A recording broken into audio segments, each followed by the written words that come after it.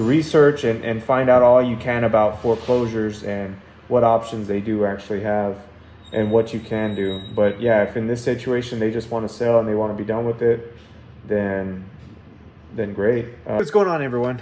So I want to make a really quick video today based on a conversation I had with a new wholesaler yesterday. Essentially, he was trying to sell me a property that he doesn't even have under contract. It's in foreclosure, and but he doesn't know what he's doing. But anyways, I wanted to say why you shouldn't go after wholesaling a foreclosure property. That doesn't mean everybody. If you have experience wholesaling properties and you've done a few and you already know how the transaction works from A to Z, then hey, by all means, go after any type of leads that you want. But the people I am talking to is the new wholesaler, the one that's never done a deal, the one that's just been watching YouTube videos, or it's all been in theory, right? I highly suggest you do not go after foreclosures as your first lead source. Just don't do it. And the reason I say this is because foreclosures, I mean, it's a serious deal. These people are losing their home. They're getting bombarded by creditors. They're getting bombarded by investors, attorneys. They're behind on their bills. They're going through a whole lot of stress and are literally risking someone else's livelihood, right? It's a serious thing. I mean, to you, it might be like, yeah, I'm just getting this property under contract and I'm going to sell it and hopefully I can make a buck off of it. But if you as a new wholesaler are reaching out to these people and you've never done a deal and you don't even know how to fill out a contract, you don't know how to do anything, just please do not go after these type of people or anyone that's in a real distressed situation, right? Go after the people that are on Zillow or, you're driving for dollars leads, vacant properties. People in these situations really need someone that is experienced, that does know how to help them, that knows what options there are. Imagine you're about to lose your house and you get a phone call. You're getting tons of phone calls, but you decide to answer this one phone call. You get someone on the other line, beginning wholesaler. He's saying, I'm going to buy the property. I'm going to do this. I'm going to do that. And you're getting your hopes up and you're putting your trust in this person to find out that they're not the real buyer and they got the price too high and no one wants the property at that time. They locked it up under contract.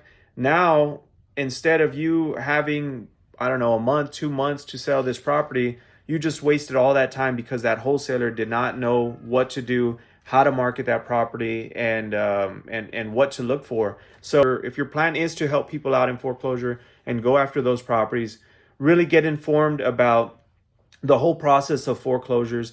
Get informed about the whole process of wholesaling. What is wholesaling and how to do it?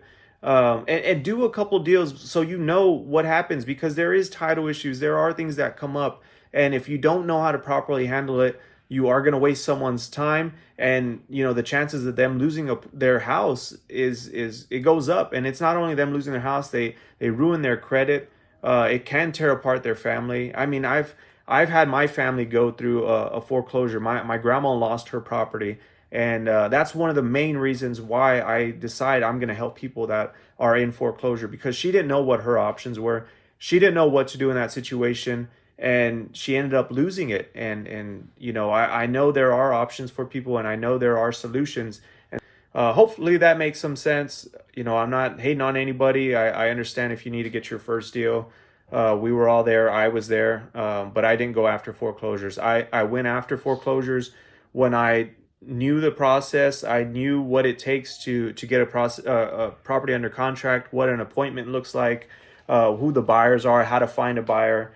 And then what I did, I studied foreclosures. I studied all the options there were for foreclosures. I studied the process, so I was knowledgeable and I knew what to do, how to talk to these people, and how I can actually provide them a solution. Because being a wholesaler, and a lot of people get this wrong, people get into wholesaling because they say, oh, it's a check. I mean, I can make a big check. I can get a property under contract and flip that contract. And that is true. But if you're going with those intentions, especially with people that really need your help, as opposed to going in with the intention of, hey, I'm going to solve this problem.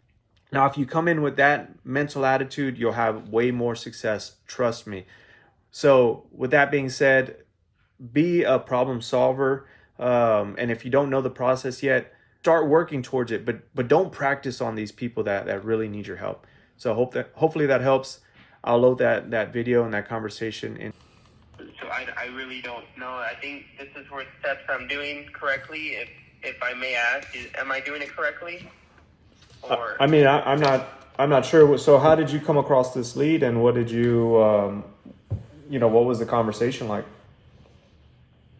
well, the house is under foreclosure. They wanted they were trying to fix it up, the house, but unfortunately their brother-in-law passed away and they stopped renovating it. So it is like somewhat kind of renovated, but not all the way. It's still very outdated. Okay. And I wanted to see if you were interested in that property. Yeah, I specifically help people that are in foreclosure. One piece of advice I would give you is that obviously you're aware, right? Foreclosure, it's time sensitive. So with that being said, I think just starting out as a first deal, you want to keep in mind that that's the seller's life. You know what I mean? Like they're going through that hardship, or in this case, the family. And if you're not 100% confident that you can actually help the seller out, especially in situations like that, I would, I would kind of reconsider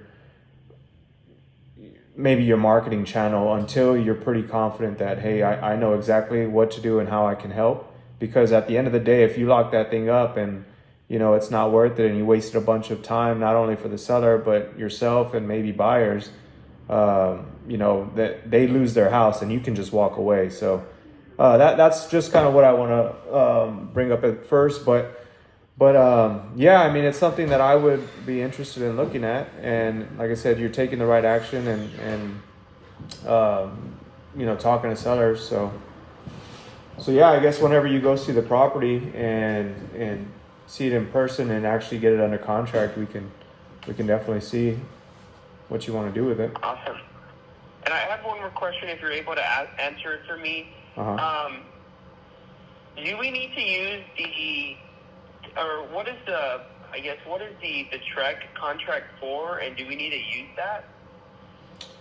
You don't necessarily have to use the TREC contract. That's the main contract in Texas that realtors use. It's pretty lengthy and cumbersome. You can always type in simple contracts online, and yeah, you can use one of those. Okay, because I do have the assignment contract agreement and purchase and sell agreement. Does that sound correct? Yeah, I would do that. The first thing is meeting up with them and then making sure that it is a deal, if it is a deal, and then get it under contract with the purchase agreement. And if it is a deal and you get it under contract, you can either call me back or reach out to other buyers. If you want someone to go out there with you Saturday and kind of help you through that process, you can feel free to give me a call. And if not, just go ahead and see if you can lock that up. And then after you lock it up, if you're comfortable, give me the address and I'll look into it, comp it and everything, and see if it is a deal or not. Awesome. I appreciate it. Yeah, this is one of my first uploads, so hopefully it's very informational.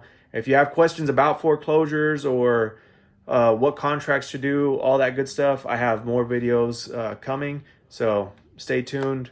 I just want to bring nothing but value, nothing but love to you guys that are on your real estate journey, just like I am, and people that want to get their first deal. I know how it is, and the serious people are going to do it.